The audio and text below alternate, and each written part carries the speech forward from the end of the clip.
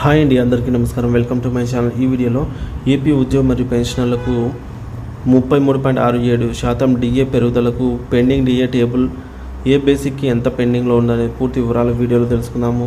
So video అయితే ఎక్కడే కానీ స్కిప్ చేయకుండా ఎండ్ వరకు చూడనప్పుడు ఇన్ఫర్మేషన్ పూర్తిగా అర్థమవుతుంది. వీడియో చూస్తున్న ప్రతి ఒక్కరు వీడియోకి అయితే లైక్ చేయండి ఫ్రెండ్స్. ఈ వీడియోని తోటి ఉద్యోగ పెన్షన్ మిత్రులతో అయితే షేర్ చేయండి. కొత్తగా మన ఛానల్ చూస్తున్నారు, సబ్స్క్రైబ్ చేసుకోకుంటే వెంటనే మన ఛానల్ అయితే సబ్స్క్రైబ్ చేసుకోండి.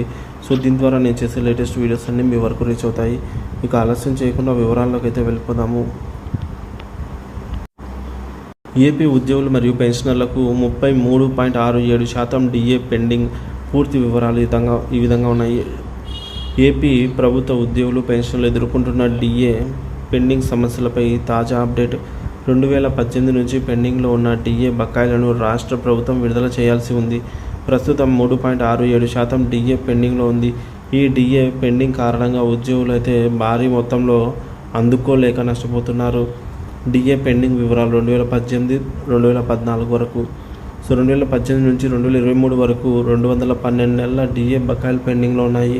2023 జూలై వరకు 21 నెలల డిఏ బకాయిలు అయితే పెండింగ్లో ఉన్నాయి. 2024 జనవరి జూలై డిఏలు కలుపుకుంటే పెండింగ్ మరింత పెరిగే అవకాశం ఉంది.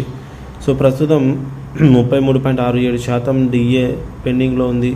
వివిధ కేసులపై బేసిక్లపై డిఏ పెండింగ్ ఎంత అనేది తెలుసుకుందాం. అంటే వారి బేసిక్ని బట్టి ప్రభుత్వం బకాయి పడినటువంటి డిఏ రూపంలో డిఏ అరియర్స్ ఎంత అనేది తెలుసుకుందాము. ఉద్యోగుల బేసిక్ పే ఆధారంగా వారికి రావాల్సిన మొత్తం డిఏ లెక్క అయితే ఇక్కడ చూడొచ్చు.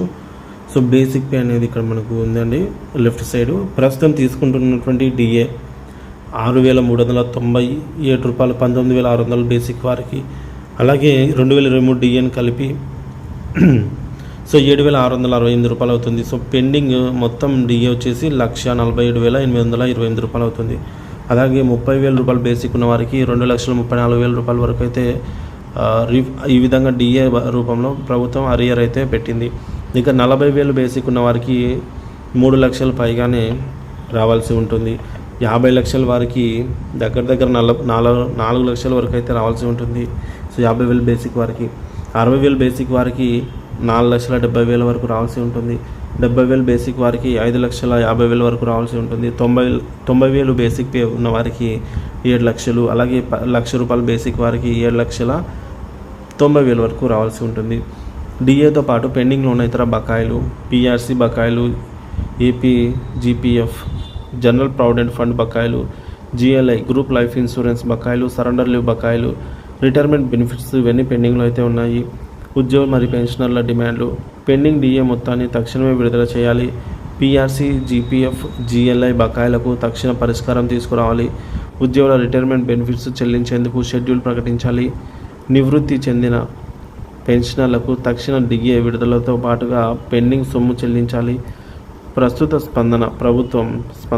ప్రస్తుతం ఆంధ్రప్రదేశ్ ప్రభుత్వం డిఏ విడుదలపై అధికారిక ప్రకటన చేయలేదు. ఉద్యోగులు, పెన్షనర్లు పెండింగ్ బకాయిలను వెంటనే విడుదల చేయాలని అయితే ప్రభుత్వం డిమాండ్ చేస్తున్నాయి.